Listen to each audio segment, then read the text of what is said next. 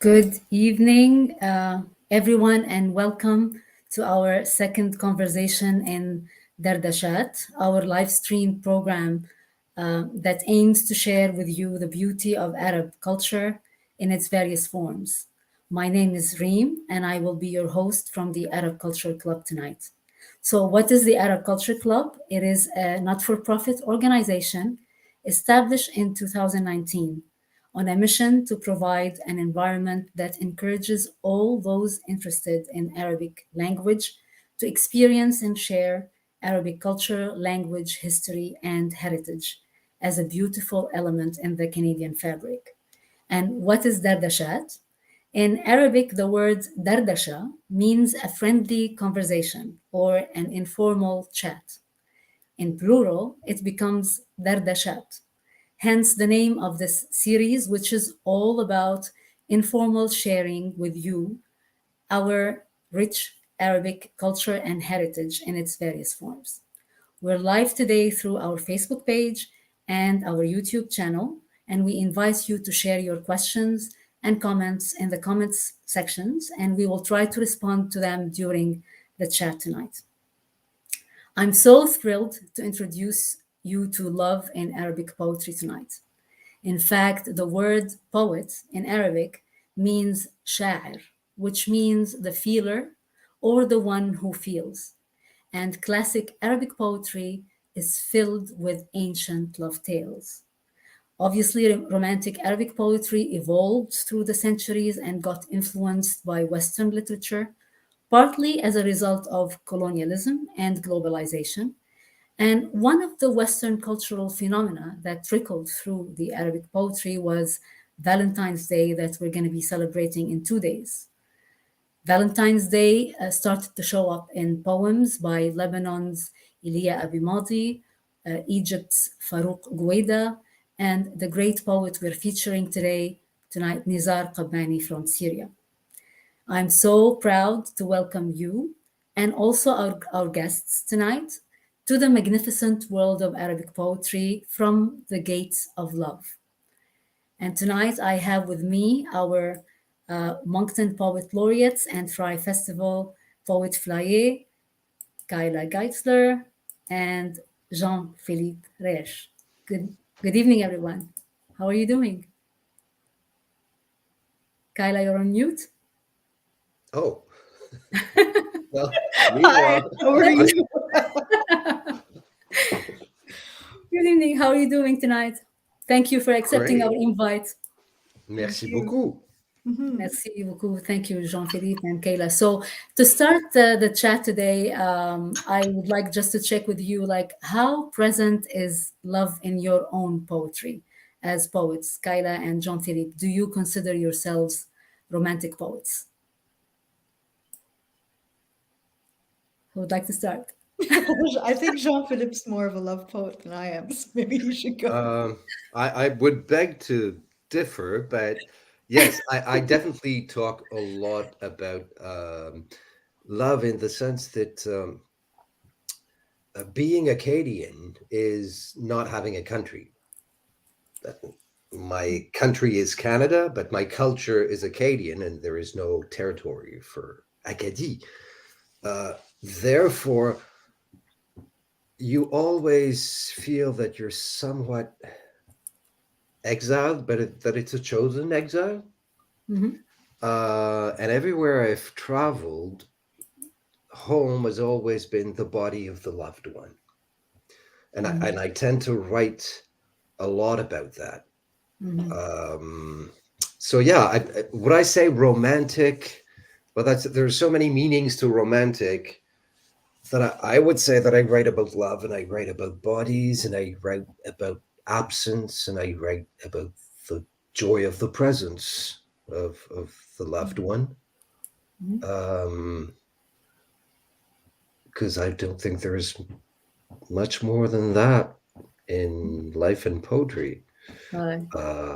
And I write about different things as well, Mhm. but for me, it always comes back to the love relationship or the no longer existing love Yes. relationship, or the Yeah. memory of the love relationship. And then you deal with time and verb tenses, and it becomes interesting. That there's a poem by Qabbani, and I'll read just a piece of it in a little while. And he says, uh, mirrors have no memory. Mm. Yeah. And there's kind of this notion in a love poem of something that is happening right now, right That's right. here, that Yeah. I find is essential. It's the essence of poetry. It's not the only thing in poetry, but it Mhm. is definitely poetry. And I think Yeah. that Kayla writes about love. Yeah. What do you think, Kyla? Yeah, I do write about love. Well, probably since Jean-Philippe and I've known each other, I've written about it a lot more. It's always been really hard for me to write about love. I wrote my first sad love poem when I was 25, and then I think I was 35. So 10 years later, I wrote my next one. But I guess what I like to write about with love is how elusive it is, that there's something that as a poet that needs to be called down. And I think in my poem, there's always some kind of a wrestle with beings or things the way that they are. And to like something I always admired in reading like cross culturally in other like from other cultures and their traditions of love poems was that sense of impermanence that I think is missing in a lot of like Western writing and Western narratives. So, and like when I was working with you on your poems and you were talking about moments, and that was so fascinating because we don't have a translation for that concept in English, Yes. how that, and so that's had a lot of influence on me too. So now when I write about love, it's also about what's missing or the fact that this is just a moment and the resonance continues in us, but it disappears, it's gone. Mhm. So there's Yeah. something to be Yeah. cherished. And if you can't cherish that, Yeah. like Jean-Philippe said, that's what there is. So what else is there if you don't have that Yeah. present, I guess. Yeah, it is like definitely love is a universal feeling, and it can be experienced differently. So between the early phases of love, Yeah. the joy of the moments, the way you describe them now, Kayla, all the way to the sadness and Mhm. like the loss, and so it's the concept of love itself. It doesn't change, but it's how we talk about it, I guess, that actually Mhm. changes, and that makes poetry very versatile. Which brings me here to the next point about the cultures and how different cultures describe it differently. As Tim Hancock describes it, he says, in love poetry, different civilizations will each offer their own culturally determined perspective on love. And different cultures have different ways of expressing it. So the question I have to you now is about like throughout your exposure to poetry from different cultures and through different languages, especially through your networks of poets from various backgrounds. How did you find different cultures and languages describe or express love in literature? Well, it's always through the lens of translation. So when I was young, I like late, no, yeah, late, like 12, 13 years old, when I first started reading poetry in translation, or I was really interested in reading people's own words, I started realizing that there were a lot of really outdated translations that romanticized them or maybe misinterpreted what it was. So I've always had this sort of idea that I won't repeat it. It's not very politically correct. Of like, but from our end, that our culture often misinterprets something or ruins the poetic process in some ways. So I started looking for actual like sincere translations, something that's more interested in capturing what was being said versus making it look Literal. right. Yeah. So, and I found that really changed how you engage with love and how you do it culturally, because it changes like the relationships we form with each other and why we form them is Hmm. that's how we get through the day, that's how we spend our lives. So, and I found it was so layered and so intriguing. Our like different cultures have such various ways. Even within one culture, there's so many different ways that love is expressed. There's like oral poetry, and then there's call and response, and there's, things come down from folk traditions, or when they evolve onto the page, and how does that change? One of my favorites, when I was traveling in the Philippines, my friend Dave was telling me about how people would court each other, and they'd write poems in the earth outside their intended's home, and so they would write poems back and forth to each other in the earth. And that whole permanence, the fact that they would, the wind would take them away at the end of the day, or the rain, was really interesting. So, and they talked about how that was something they carried with them, and that was part of their relationship from there forward, how they were courted, what words were said, what sentiments were put down. Interesting. Jean-Philippe, I'm wondering, like, from your perspective, being an Acadian poet, how did you find, like, the difference between the Acadian culture and the Anglo-Saxon kind of culture? From that perspective, at least, if I don't want to go to the Arabic or like other languages as well. I would say that there's in English, and that might be the trap, is since I speak English, I can be under the impression that I understand. And it's not because you can speak a word that you actually have the whole reference of the word. That's right. I'll take the example of fricot, that Acadian soup. I mean, both of you have seen it. You've probably tasted it, but you've not tasted it when you were 5 in my grandmother's kitchen. Yeah, that's right.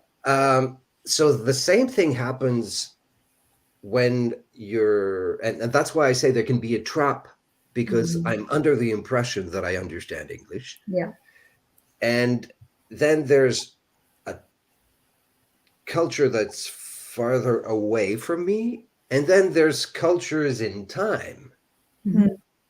Because I'll take the example of words in French. There are feelings that there are words for them in French. In the Middle Ages, je crois que c'est la compunction.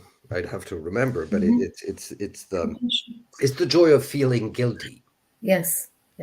Well, if you feel that in the 21st century, you go see a psychologist. In the Middle Ages, you were a saint. Yeah. So can we really understand the love poems of Sappho, who wrote in ancient Greek, or of Catullus?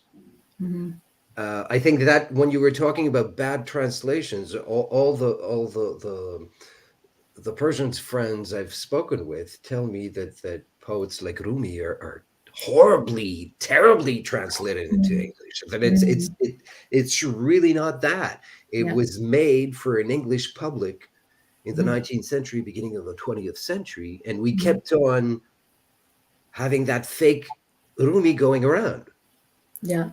I've worked on translating with other translators. I've translated Najwan Darwish, who's a Palestinian poet, from an Arabic text.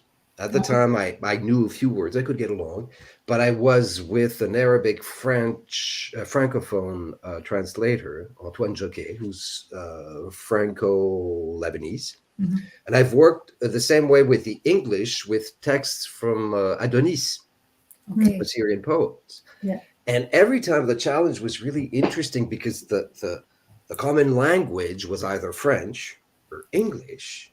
So I wouldn't say that there was an extra level of difficulty. There was, it was obvious that words,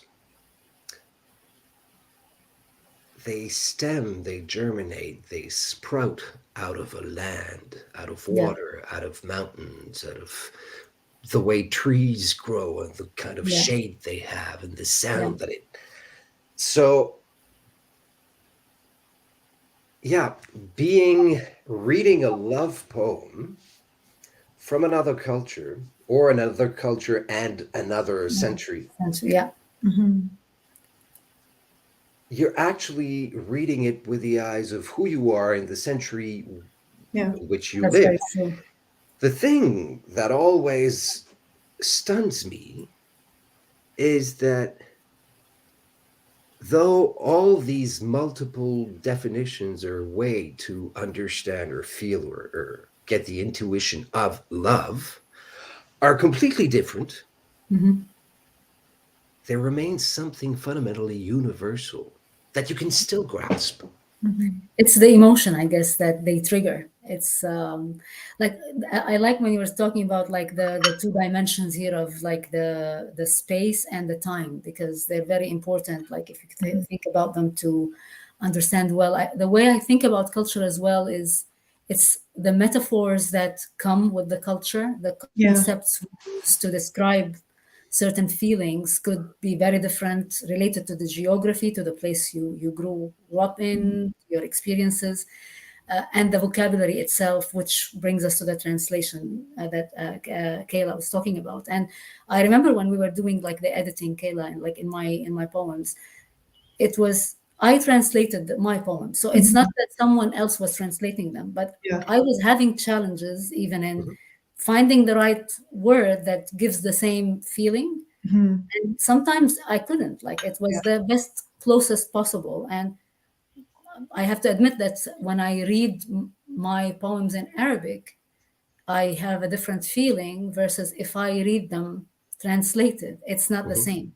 It's still the feeling you can get it, but it's not exactly the same. Like the precision, I think, is what I think we might lose a little bit. And the different layers of sense, because sometimes you can play on a sense in a word in a language can have two different meanings. And if you Exactly. bring that word in French, it only has one meaning. What do Yes. you do? Yes. Yes. Yes. Exactly. Yeah. So this is very interesting. Like when I was reading, preparing for this session, I found like one of the references was talking about the first ever discovered poem that was basically an archaeologist. His name was Samuel Noah Kramer. He Oh, yeah. translated. It was the love song of Shusin, Mhm. and that was discovered in excavations in the Mesopotamian region. He said when he translated that poem and like how he described it, he said it was so attractive in terms of features and stanzas and how it was structured, and when he read it, he realized he was reading a love poem, and it celebrated the beauty and love of a relationship between a bride and a king. The king's name was Shusen or Yeah. Shushan, I think. And he said that it was an oldest love song written down by the hand of a man. That's how he described it. So, which brings me to an interesting question about who did a better job writing love, men or women? Mm. Well, I'll say men. Not Okay. biased, not biased at all. No, I think it's a lot of men and a lot of women have written good poetry and bad poetry. And I've written, I think, things that are good and things that are very bad. I know for a fact. But what strikes me in at least in Greek, Roman, and European literature, I think that women have been cast aside for so long. I was thinking about Louise Labbé, who Sappho, the Greek poet, the ancient Greek poet. I mean, how many women poet wrote in Greek? The only one that comes to mind, unless you're a scholar, is Sappho. The same thing about the Middle Ages. You could think about a few queens who wrote, but the it's essentially the Renaissance with Louise Labbé. And what I find really interesting is that these texts are probably the most, they're so passionate that people remember them. I mean, Sappho is way more passionate than Catullus, who's a Roman who came after. But I mean, and Catullus is pretty, but Sappho, it's like, duh. And Louise Labbé, when she says, je vis, je meurs, je brûle et je me noie. Tu Yeah. vois, I live, I die, I burn, and I drown, when she's actually describing love, Mhm. it is so efficient. Yeah. So Powerful. if I want to give an honest answer, if you have a statistical projection, if women would have been allowed in It's a actually lot more in the Western world, and in the I East as put the well. Greek and the Roman world, Yeah. ancient in that, would have been not allowed, but if the texts would have been kept. Mhm. Uh, well, if you look at what has been kept, it's What's pretty yeah. darn good. Yeah. Kayla, what do you think about that? Well, you mentioned like, well, the poem that you mentioned, I can't remember the title for the The life of me. love I've song read of it too. Schumann. Yes, Yeah. and I've read that, so you think I would remember it. It was really interesting.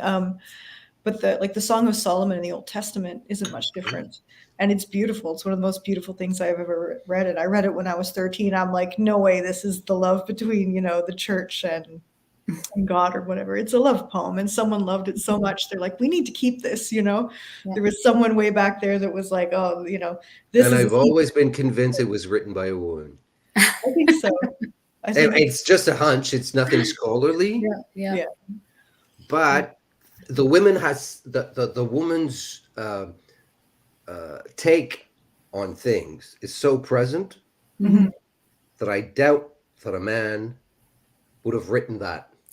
Okay. Yeah, there's definitely a different lens. Like when I look at, and it's true, what Jean-Philippe said about women being shoved aside for so Yeah. long is quite true. And I think men and women write differently. I don't necessarily think that one captures it better than the other. It's just differently. I'm more partial to female poets, not because that's my gender necessarily, but I find there's more grit there. Or there's more like women have less privilege.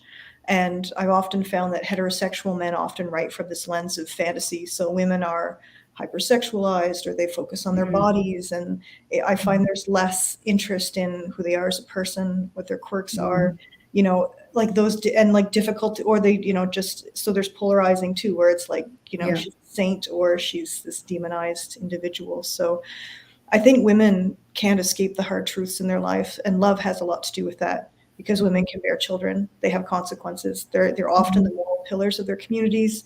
So for a man to go off and write a love affair, to have one, is completely different than a woman who would be, somehow compromised in that situation, either her reputation or her body or Yeah. something, right? So, and I think women write a little more widely in that respect. So their perspective is a bit wider. They don't just like, they'll write about their love and how they feel, but it goes farther than that in a way. It's and I should have a good example, but I don't. The only thing I would I agree. Like both of you mentioned like interesting perspectives about the subject. But if I want to bring it back also like to Arabic poetry and the women in Arabic poetry, obviously there are not many in general, especially the well-known. But when I think about it, I find most of the poetry written by women in the Arab world, it tends to address love in a way that's indirect sometimes, that has depth more than the physical, materialistic aspects of love. It has to do with so many things. It's the cultural context, it's the limitations and the boundaries around them in the culture, their voice being heard or not heard. So they tend to take that wide perspective, I guess, because they tend to be indirect rather than very direct and like pointed in how they talk about it. But it's a different lens. I would say different lenses. Yeah. I think too, to write indirectly, you have to be very precise and have a different kind of intelligence for that too, right? Like you have to be really focused and really centered, because if you're very restrained by your culture and how you can express yourself, stepping outside that line is a big deal. And I think for women too, putting the pen to page at any time is a political act, right? Because we're still looking for gender equality. There's still a lot of things that are happening. We're still fighting for our own rights, for our bodies and things like that. So whereas, the West definitely has a lot more privilege there. I think it's still somewhat tenuous, unfortunately. It's always, I think it's always tenuous. Yeah, yeah. Because I think we always, women all the more, I'll totally agree, and people who are trans people, but even as a white male, there is a body is always political. A death sentence is not made on your words. It's made. It's inflicted upon your body. Political violence is inflicted also upon bodies, and the way that a society will control bodies, whether it be when it comes to love, sexuality, whatever, what it means to be old, and what you have the right to do when you're old or not, for instance. We live in a society here where when you hit 75, you should stop living things that people younger live, which is just absolutely like, it's mad. It's expectations. It's like how the culture. But I think that any love poem is always marginal. It's always out of the permitted boundaries. Whether it be Sappho, I talked about Louise Labbé in the French Renaissance, or Qabbani. A love poem where everybody goes, yeah, sure, is a Hallmark card. It's not a poem. Then, of course, when we read poems, when I, as an Acadian in Moncton, read Qabbani's poems, I can only understand or get an intuition of how complicated it was when he was living in the context where he was living. And I can only get an aperçu of how people dealt with love in the 19th century or the 18th or 17th, or in another country or in another continent. So with time, the great love poems seem to be perfectly proper. Usually love poems, when they come out in their own time, are not considered as... That's People right. are always usually uncomfortable, and they go like, "Oh, couldn't you read some Baudelaire?" Well, for God's sakes, Baudelaire was scandalous in his own time. No, that's a very interesting perspective. So that's a good segue to get to our poet, Nizar Qabbani. So I'm gonna share a little video while I talk about him, introducing him to everyone. So who is Nizar Qabbani? He's a Syrian poet and a diplomat. He was born in Damascus in the 1920s. He's one of the most beloved literary figures in the Arab world, and he published his first collection of poems in 1944.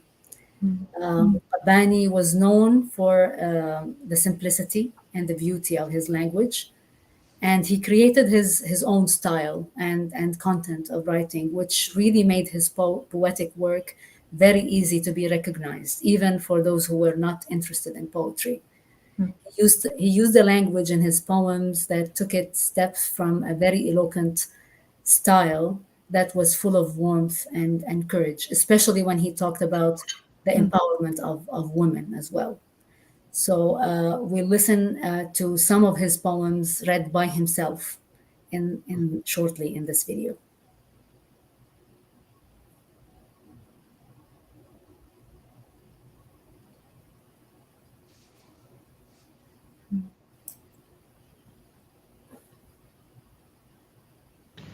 أنا لا أناقش حبك، أنا لا أناقش حبك، فهو نهاري، وكيف أناقش شمس النهار. أنا لا أناقش حبك، فهو يقرر في أي يوم سيأتي وفي أي يوم سيذهب، وهو يحدد وقت الحوار وشكل الحوار. أنا عنك ما أخبرته، أنا عنك ما أخبرته، لكنهم لمحوك تغتسلين في أحداقي. أنا عنك ما أخبرته، لكنهم لمحوك تغتسلين في أحداقي. أنا عنك ما كلمتهم، لكنهم قرأوك في حبري وفي أوراقي.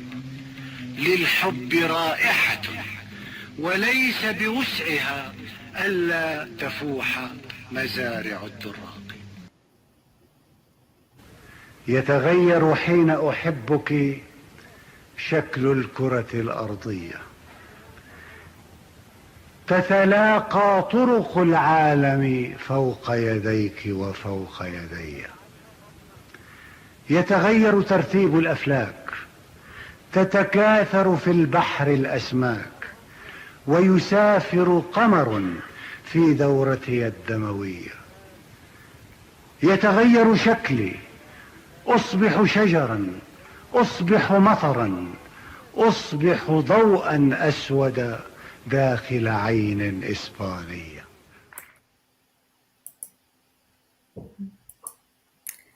It's very beautiful. So we saw a little bit of.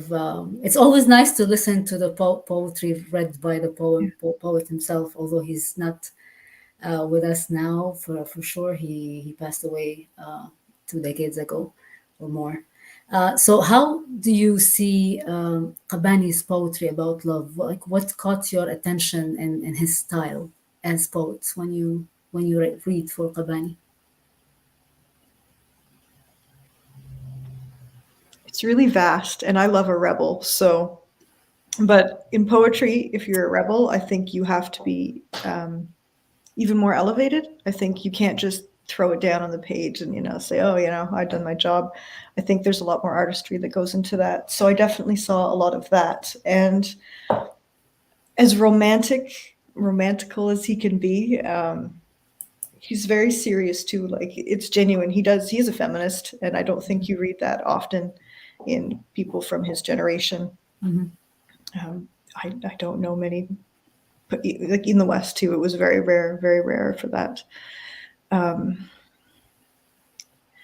There's a resonance that I find that stays. So even though there's potentially a language barrier, even though there's things that, I'm not getting, because I know Arabic's a very nuanced language, there's still something that remains, and that carries with me after I've read the poems. I feel enriched, but more than that, it's, I don't want to say I see myself in it, because I don't, but I feel part of it. That's what it is. I feel part of it. So I think it's like, no matter how personal I think things are for us, if we're good poets, that sense of loss or longing or that richness, that just shit disturbing, whatever, everything that he sort of puts together in his poetry, it carries on, and it's carried on long past him, which that's a feat, like he'll be read indefinitely. Generations. Yeah. Thanks, Kayla. That's right. Jean-Philippe, you're on mute, by the way. Marcel Proust, the French novel writer from the beginning of the 20th century, used to say, talking about art, that the most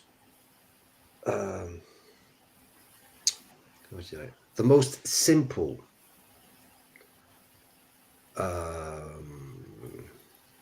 la courbe la plus simple est toujours la plus efficace. So the most simple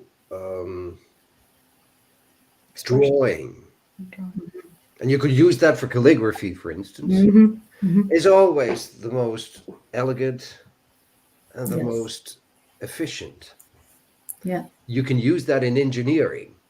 If you build a water dam, the wall that will be the most solid is the most economic curve.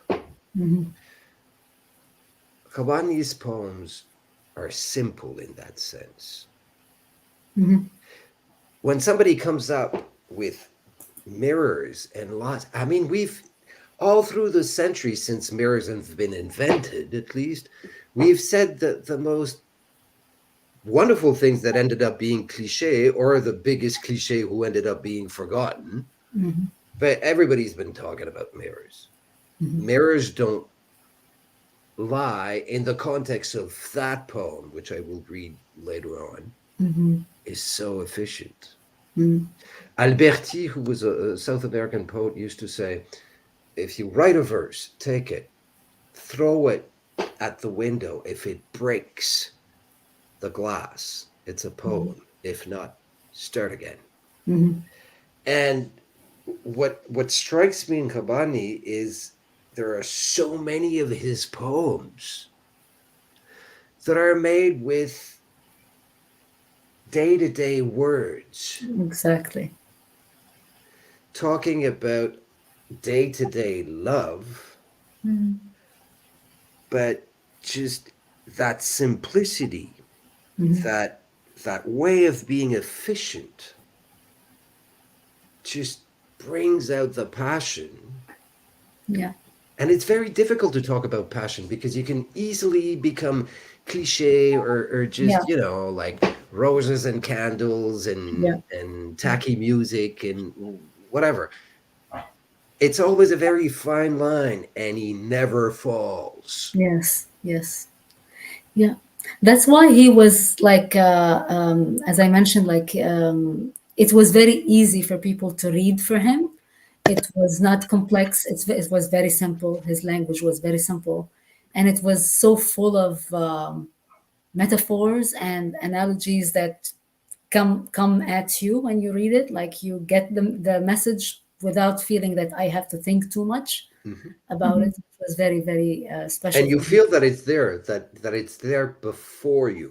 Yeah, yeah. And some poets, some writers have that capacity of putting it into words. It's like when you fall in love at first and you don't know, you feel nauseous and you're in a terrible mood and you're Yeah. struck by melancholy, and suddenly a Mhm. friend of yours tells you, well, you're in love, you've Mhm. got all the Shows. symptoms. Yeah. Yeah. Yeah. And Kobani does exactly that. Like Yeah. he puts Yeah. it in. It's so simple. It's before your eyes, and then suddenly you Yeah. go, Yeah. ah, Oh, that's what I was feeling. yeah, exactly. Yeah. And anybody who can make that, I think, will still be read in 2,000 years. Yeah. Yeah. I agree. Like, obviously, besides his amazing expression of love in his romantic poems, he was also considered a spokesman of women. So, as Kyla mentioned, he's got his feminism in the poetry. For some people who don't know about him historically, there was an incident in his life that really influenced that a lot, which was when his sister committed suicide because she was reluctant to get married to a man whom she didn't love. So that experience had a strong, profound impact on his poems, his poetry. It led him to write a lot of poems in defense of women's rights, criticizing traditional society and the male chauvinism, which I think at the time was common not only in Arabic culture, like it was generally existing. He stated after his sister died that love in the Arab world is like a prisoner, and I want to set it free. I want to free the Arab soul, sense, and body with my poetry. I'm going to share again a little video that shows how he was talking about that, and his a section of a poem that he was speaking of how he wants to empower women to speak up.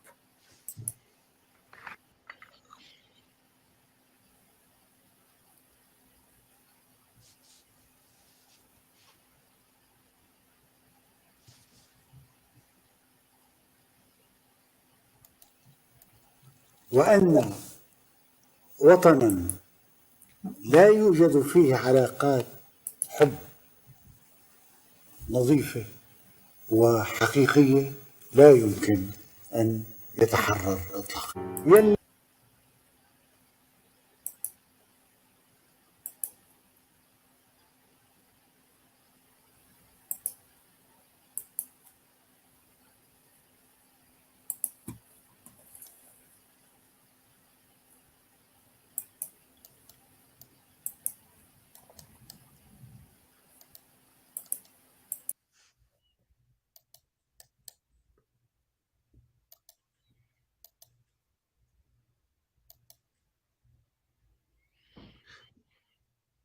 Well, while you're doing that, Reem, I'm gonna say to francophone readers the first translation in French that was done. I'll say it in French, actually. Hi again. I don't know what happened.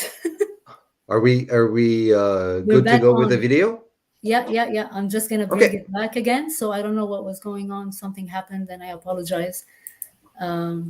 There was a glitch. I'm gonna bring the video back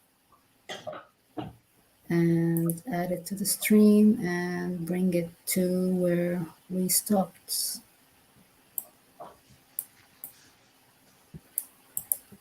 So meanwhile, I was saying that, Yeah, sorry. Yes, Jean-Philippe.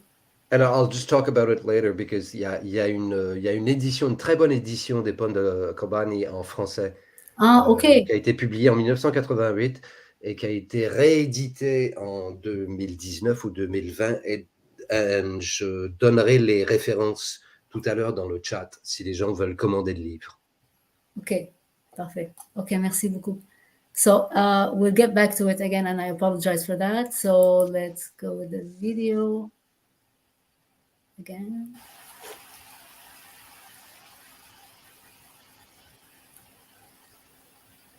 وأن وطنا لا يوجد فيه علاقات حب نظيفة وحقيقية لا يمكن أن يتحرر إطلاقا. يلتي ترتشف القهوة من خلف الستور المقفلة. حاولي أن تطرحي يوما من الأيام بعض الأسئلة. حاولي أن تفعلي شيئا لكي نخرج من تحت الجليد. Nizar. Yeah. So again, I apologize for the glitch. I don't know, was everything going on and I just dropped out of the video, or I don't know what happened. I thought Yes, you did drop out of the video for a moment. That's when I okay. started talking about the French translation. Meanwhile, Okay. So we'll bring it back then to where you stopped. So Jean-Philippe, I think you were talking about something that I missed. yeah. So there was a Qabbani was translated for the first time in 1988 in Paris, and it was. I used to have the book, but I don't have it anymore. It was Édition Fryye. It was a really, really beautiful bilingual edition in French and Arabic. And Qabbani had done the calligraphy with it, and they republished it 2 years ago, I think in 2019 or 2020. Donc la meilleure édition la meilleure traduction qui existe en français. C'est pas moi qui le dis, c'est les gens qui sont parfaitement bilingues en arabe et en français. C'est la traduction de Mohamed Wadaimi avec une postface de Vénus Kourigata, qui est une romancière et une poète franco-libanaise.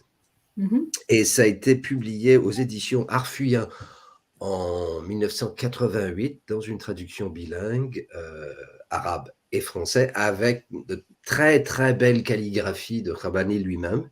Ça a été réédité en 2019 ou en 2020, donc je vais mettre le lien dans le chat si les gens veulent le commander à leur libraire, parce qu'on trouve parfois certaines traductions sont bonnes sur ce qu'on trouve sur Internet.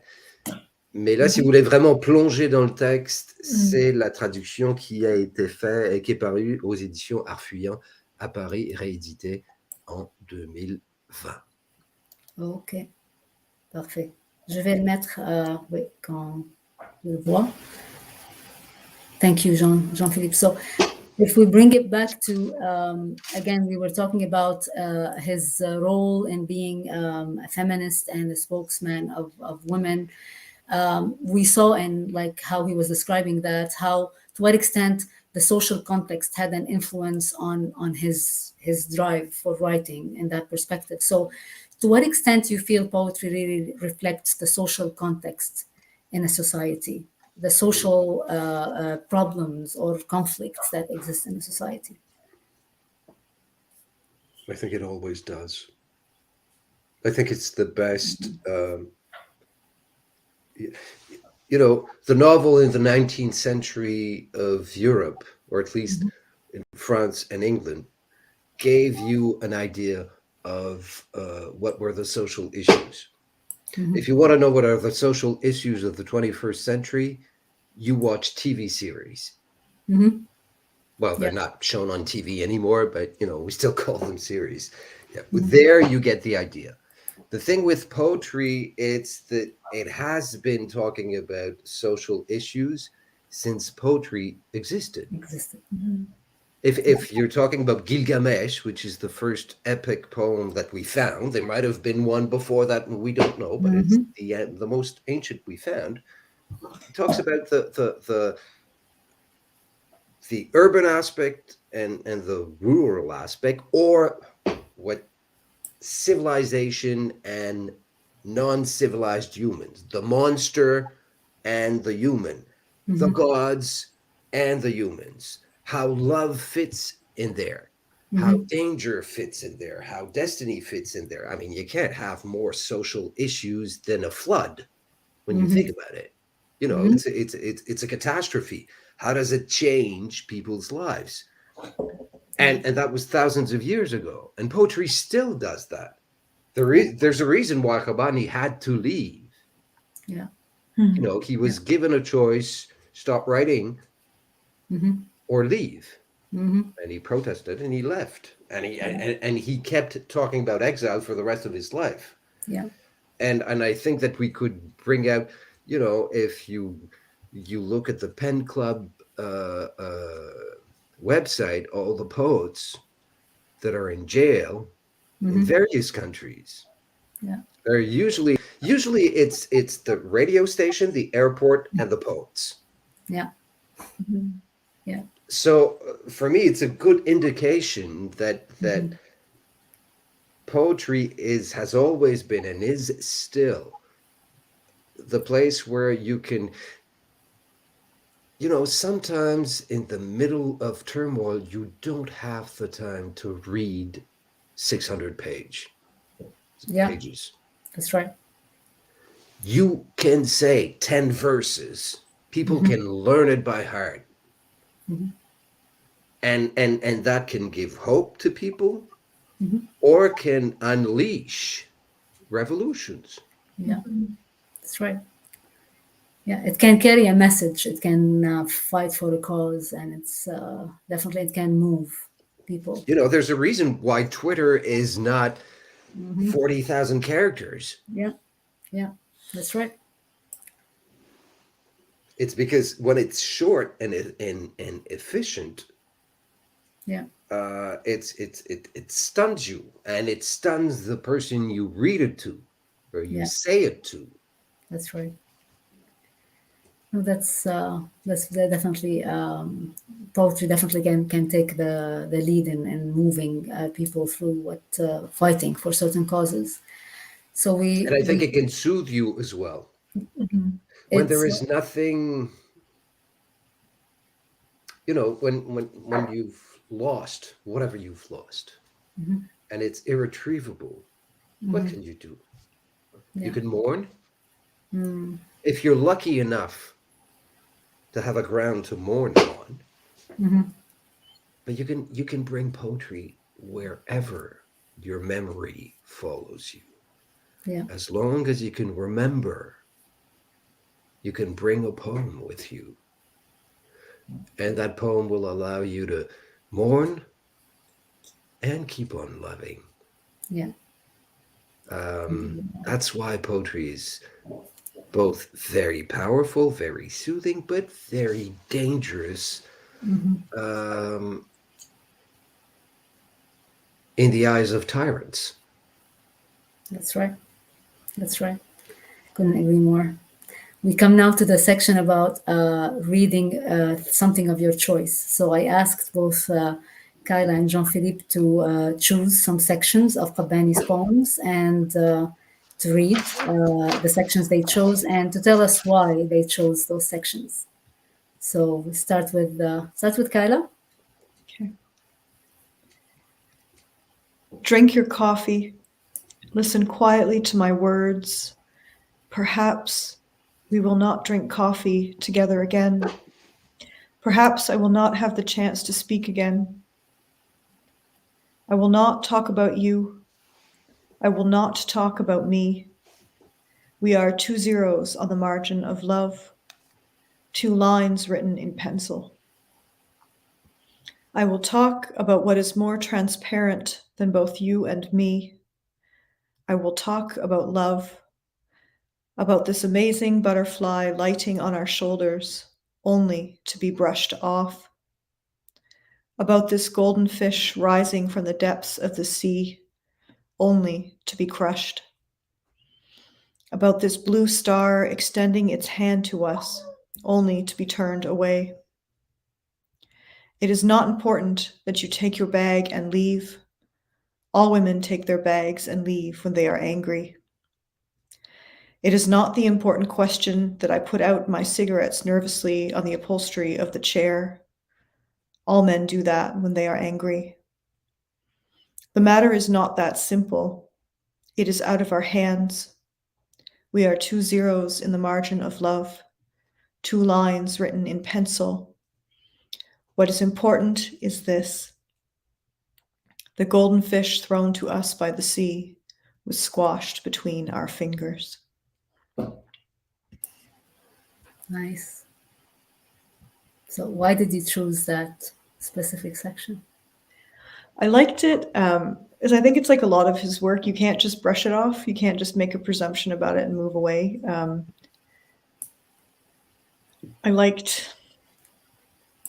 There's a lot of things that I liked about it. I like how he talks to the reader, and how he's addressing someone else, obviously the woman, but more so than that, he's going beyond himself to sort of speak to someone else who might be in the audience. It feels like.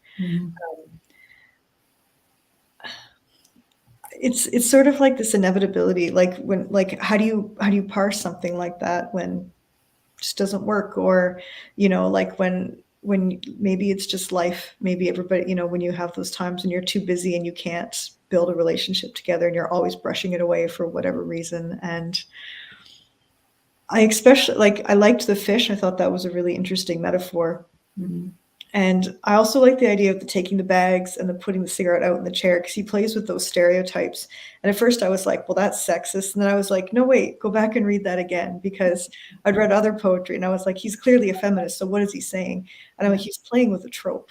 And, and he's using something that other people can clearly understand, I think, something that is universal, which is really important. And it feels like it's a universal poem. I think everybody's experienced some kind of loss with a relationship with someone that they love.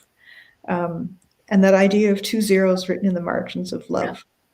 And I think they're the margins made me think of him and what he's trying to accomplish, and how he's the margins are probably already very narrow. So what happens when you find yourself there in your 2 pairs? I keep seeing the 2 zeros together, right, in this very narrow place. And I'm like, you're so similar and things are all so similar and everything should work, but it doesn't. I don't know. Right. Yeah.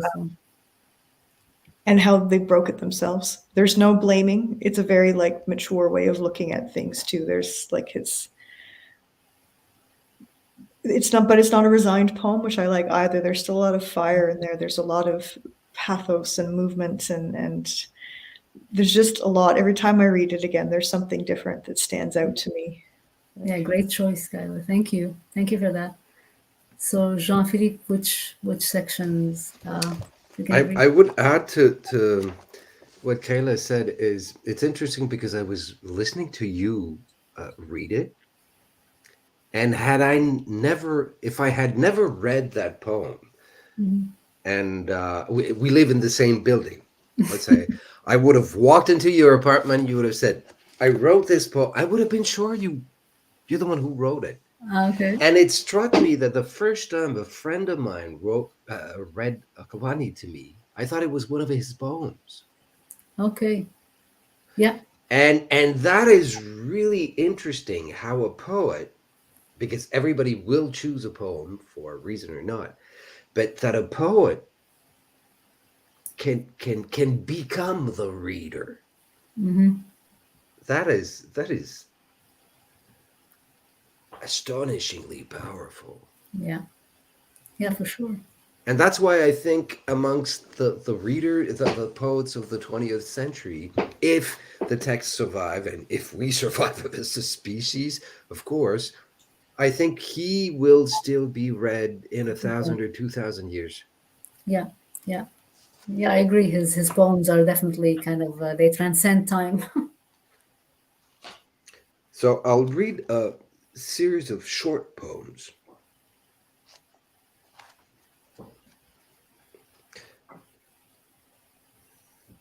Your eyes are like a rainy night. My boats sink in them. My writing disappears in their reflection. Mirrors have no memory. I wrote the name of the one I loved on the wind.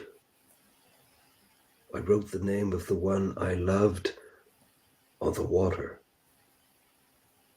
But the wind is a bad listener. The water does not remember names.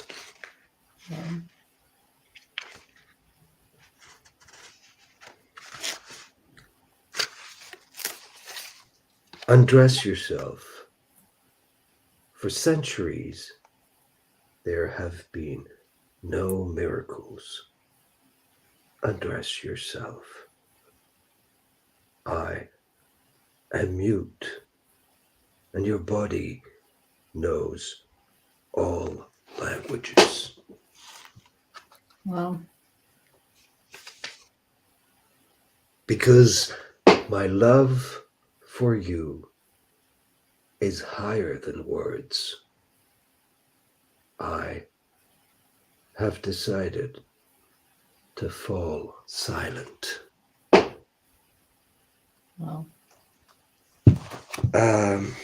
And one last.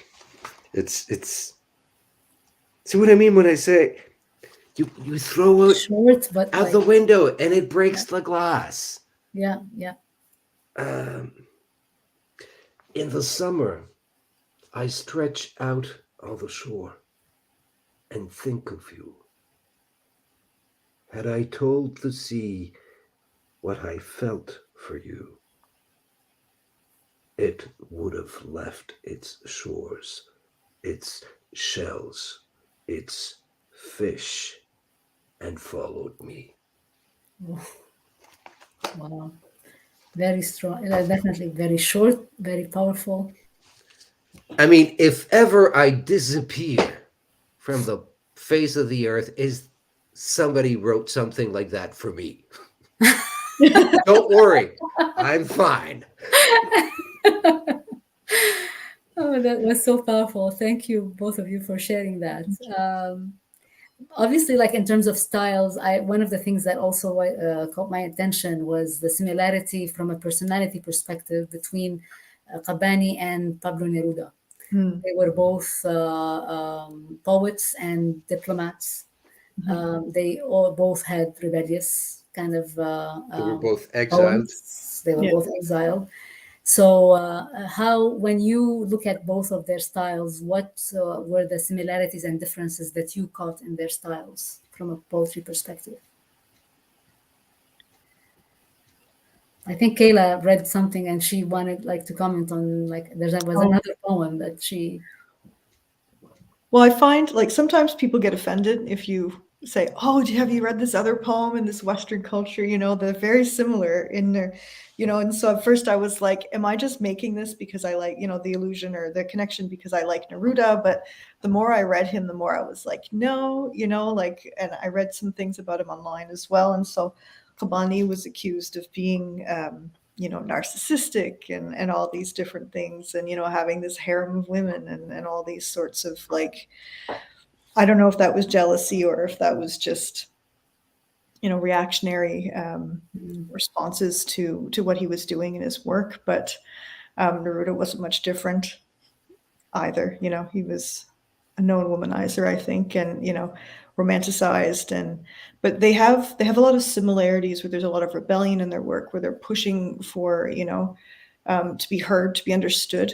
They're not looking to follow that whole thing that happened at the turn of the last century, where what's his face, Ezra Pound and T.S. Eliot and all them said, like, you have to elevate poetry to a level of where you've got to have like umpteen degrees to understand it. And I've never agreed with that. But like Neruda and Qabbani, I always feel like they're the poets' people, or the people's poets, like they write in a way that can be understood. They're accessible, they're comfortable there. There's a lot of rebellion, there's a lot of movement. They're not afraid to start a war, essentially, because Neruda was definitely pushing for that. But two, there's a sense of genuineness and authenticity and a love of their art, which for me, that's really important. I think because in the poem, what is it, where he's compared to Shahrayar. Yeah, but he just calls it out, and Neruda did that too. He just called everything out, and I think that takes a lot of bravery, because there could be a lot of repercussions that come from that. Because in this one poem, it's like a manifesto. He attacks his culture, his nation, his friends, all the social systems around him, but he says, he'll say, yes, I'm this, or no, I'm not, like he has no problem saying, yep, you could think that I'm these things, but that's incorrect. Or yes, I have done these things, but it's not the way that you see them. And, we're poets, and those figures that are larger than life are often romanticized or blown out of proportion, like Che Guevara. I always think of Che Guevara and Neruda, and well, because Neruda influenced Che, I guess. But I mean, he was just this scrawny asthmatic that went off to thought he could start a revolution after he went to Machu Picchu. He did do things. He did start revolutions, but in the end, you're kind of like, oh, okay, that was Che. But I think poets are different, where whatever they want to say about us, sitting behind words, or Qabbani or Neruda, they did have influence. They had power because they knew how to connect with people. They knew how to motivate them and make them feel passion, and to maybe even to be brave enough to say, this is what I want. I don't want to stand behind a wall and follow these customs that don't work for me anymore. I think there's many more people that will admit that when someone else is brave enough to come out and say it first. Yeah. You want to comment on that, Jean-Philippe? I agree, and I'll come back. One of the reasons why we'll read him in 1,000 years is that in a love poem, in his way to describe, when you talk about that poem, in his way to describe his relationship to love and to women, he goes through the century, politics, friends. There's another guy who did that,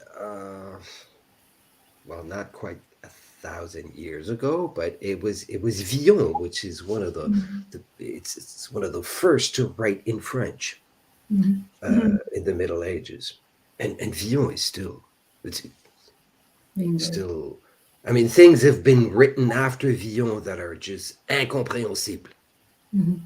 Villon, style, que sont mes amis devenus? Anybody can get that in French. Tu vois? Ils sont partis car ils vantaient. Ce sont amis que vent emporte. Et ils vantaient devant ma porte, sont emportés. And Villon does that. He explains who he is, because Villon just disappeared because he was supposed to be hanged because he had stolen something or killed someone for money, or I don't know. It was a pretty bleak story. But in his poems, he explains why he is who he is and that he will not apologize for it. Mm-hmm. Meanwhile, giving you an inside look into what is society at that time. How did friends react? What was the police? What was the politics? What was, and so on and so on and so on. Mm-hmm. All the while just talking about his relationships with women. Yeah. And usually that, just imagine, people in 1,000 years from now that will be so different from us. They probably won't even be speaking the languages we speak today. But they will definitely get that. Yeah. The fact that somebody criticizes who they love, how they love, and that is intimately linked with a whole society, with a political system, with, and so on and so on, families, friends, so on and so on and so on. Mm-hmm. Yeah. And I find that absolutely like, wow. Yeah. It's Interesting. Yeah. So that's I'm gonna switch now from the poetry side to how poetry blends with music. And Nizar Qabbani, besides being obviously translated into multiple languages, some of his poems have been transformed into songs, and they were performed by very famous Arab singers and performers like Muhammad Abdul Wahab, Abdul Halim Hafiz, Kazim Sahir, and others. I'm gonna play a little video here just to show some of the poems that were songs, and we're gonna talk about that.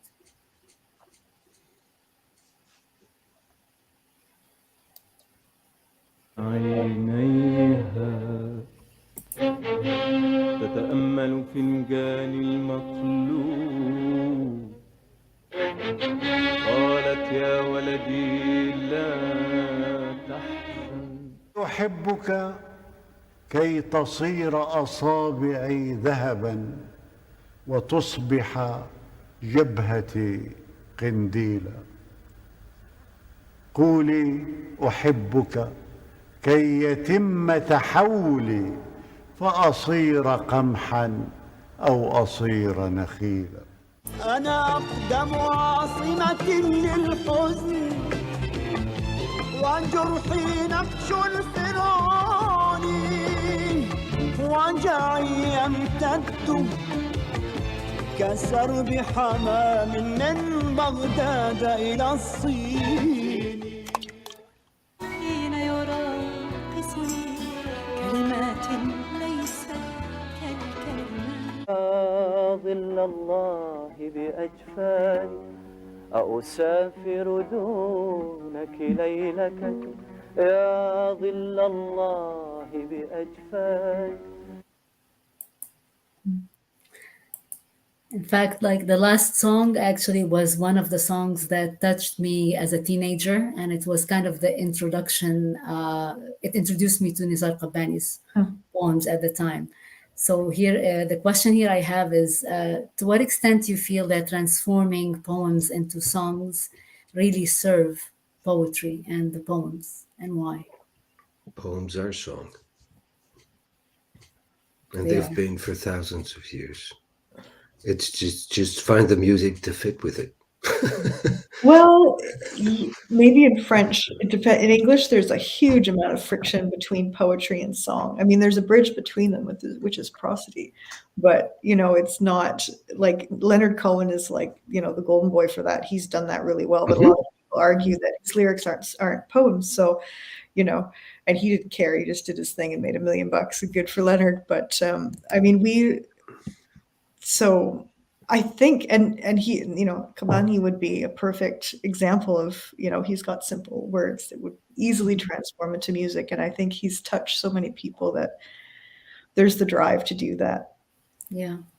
Yeah. One of the things I find as well is knowing that like you've got these two areas, poetry and music, are obviously my passion, like both of them. Yeah. So I'm kind of biased to comment on that. But I find that when music is blended with poetry or poems to bring it into songs, it also expands the reach of Yeah. poetry to other audiences Well, beyond I was going to say, you say that, Kayla, but when you perform nigun Okay, well, 2 years away, that's a purist attitude. That's what I should have prefaced with that. That's not necessarily my opinion. That's the Yeah. yes, no, I do understand, and that's Yeah. usually there is a tradition of chanson, and some poets, a lot of poets have made chansons that were actually never put into music in French literature, Francophone literature.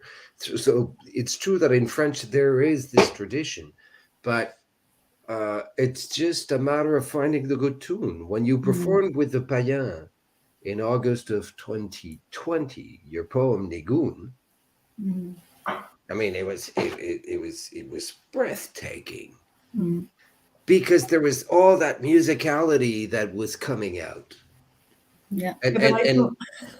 But how you use language is also different. I don't use, well, I've had people have told me I don't write English. I don't use English the way other poets use it. I don't really know what they mean, but Well, neither did Shakespeare. I guess I don't think I'm Shakespeare. No, but that's the whole idea of writing, of trying to write poetry is not writing like others. You don't make it, you don't do it on purpose. One writes the way one can. Yeah. But if you start imitating without having digested, Yeah. I think you should be inspired and not imitate. But we've all worked with the FRYE and Les Païens. I know Reem did Prelude. And you and I have worked with them quite a few times now. And I mean, I do enjoy it. And it is, I think when you put poetry to music, or you take poetry and transform it into a song, it's much more powerful. And like you said, Reem, the reach is much wider. And I think that's important. There's this term, I can't remember it, but it's basically phobia of poetry. And a lot of people learn that in school because, they're told you're too stupid to read poetry, which is. Yeah. But somebody one day came up with the notion of rap. Which is poetry. Yeah. Because poetry is rhythm. Yeah. You can say whatever you want. I mean, the content is important. The images are important. You can't say just anything. But a poet writing without a rhythm, it's not poetry. Yeah. It's called a novel. Yeah. And that's another discussion about And I'm not saying that the novel doesn't have any but I agree. Like in Arabic, usually poetry traditionally has been about rhythm and like structure. So it's closer to be readily available to be a song, more or less. Through contemporary kind of poetry now, it's more like a prose like poems. They're not they're not as structured, but still Qabbani didn't write. Music has evolved in the 20th century all over the world as well. Yeah, the exactly. structure of classical music, whether it be in the Western world or the Eastern world, has been deconstructed. Yeah. Yeah. But so, interestingly you mentioned I have a question for the audience. Yeah. I've been told that I'm a big fan of Fayrouz. Yeah. I love Kulthum, but I could live on Fayrouz. Yeah. And I've been told that both Kulthum and Fayrouz have sung poems by Qabbani. Yes. But I can't identify which one. So if anybody has clues, so links or YouTubes, just my Facebook is out there. Send me stuff, please. So thank you. Let's ask that question to the audience, and if I'm going to follow the comments and see if we're going to get answers as we talk about that. It's interesting you mentioned rap, because I was surprised actually to know that Qabbani's romantic poetry found its way to English rap songs. Oh, really? I would love to. Although, like, you would imagine Arabic poetry and hip-hop music kind of are very different, but there was an American Syrian rap singer. His name is Offendum, and he transformed the love poem sung by Abdel Halim Hafiz, Qari'at al-Finjan. It's actually the first song I just shared now in the little clip that I showed. and it translates into the fortune teller. So it's about someone who reads the coffee cup, and he named it finjan, which is the coffee cup. I would have shared it. I That's don't have. very interesting. If you can share a Yeah. link, that would be. Yeah, let me see if I can get it, because I think I tried to find it and I think I found it. I'm gonna probably try to share it now. Where is Or it? put it on your Facebook in the next few days, and we'll go look. Oh, yeah, There we are. here we go. I'm gonna do that. Add it here, and because I you know what? I think I'm gonna put it in the YouTube link because it's gonna be better. We'll do that. So, but that was That's again one. It concurs with my argument that, I mean, if this poet can fit with rap, yeah.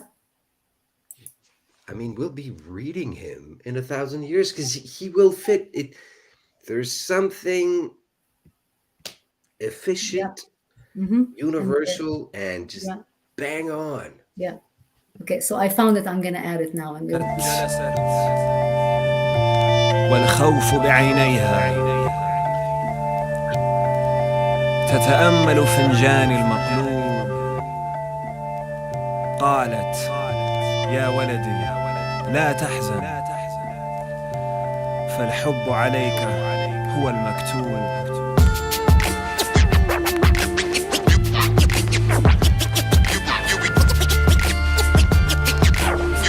Fortune teller probably reading your palm.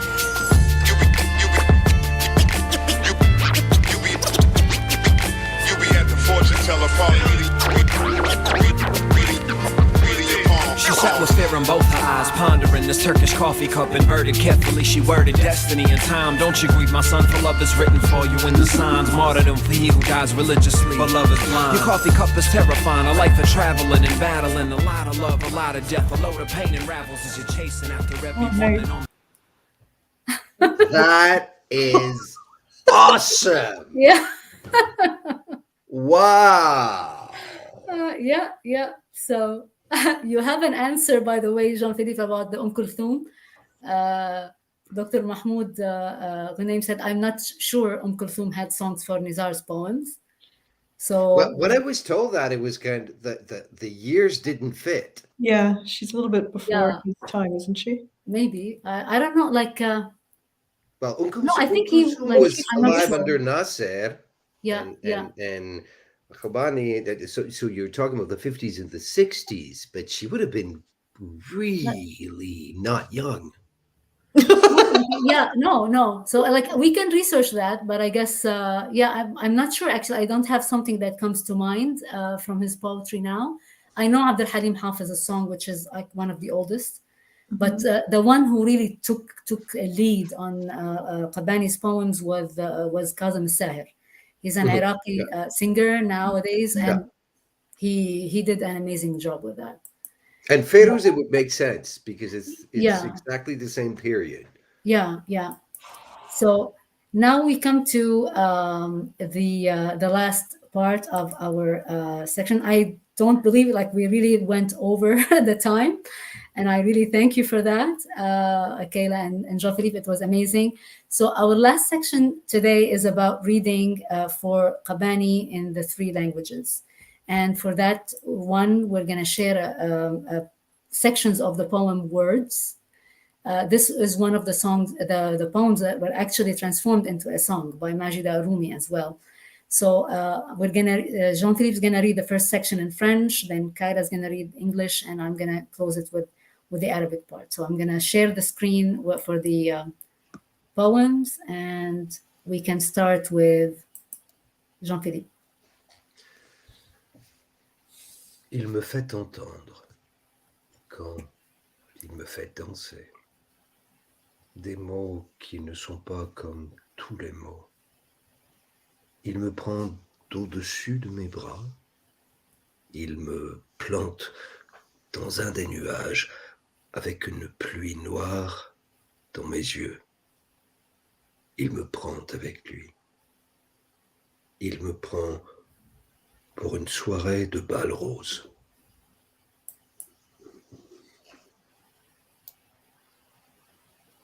Kayla. When he dances with me, he tells me words that are not like other words. He takes me from under my arms. He plants me in a distant cloud, and the black rain in my eyes falls in torrents. He carries me with him to an evening of rosy balconies. وأنا كالطفلة في يده كالريشة تحملها النسمات يهديني شمسا يهديني صيفا وقطيع السنونوات يخبرني أني تحفته وأساوي آلاف النجمات وبأني كنز وبأني أجمل ما شاهد من لوحات.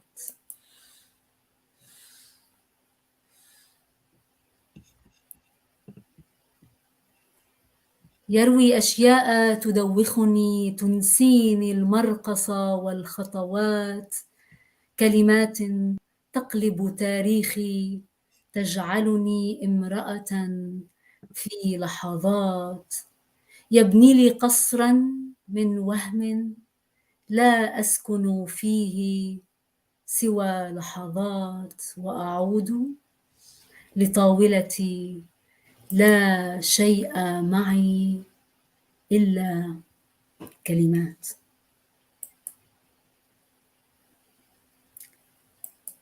Thank you very much, Kayla and Jean-Philippe. It was an amazing evening. I didn't feel how the time actually flew by. Lots of good discussion, and thanks for sharing the beauty of Arabic poetry and love in Arabic poetry with us. I'm going to close by thanking everyone and give you the last words, Jean-Philippe and Kayla, before I close, to say thanks to all of those who watched us live today, and for all of those who are going to watch the replay. The video is going to be available on both the Facebook page and the YouTube page as well, the channel. And wait for the next Dardashat. It's going to be about another theme in the coming 2 months. So good night for everyone. I'll leave the last words for you, Kayla and Jean-Philippe. Thank you so much. It was my honor to be here tonight and to talk about Nizar Qabbani with everyone. Thank you.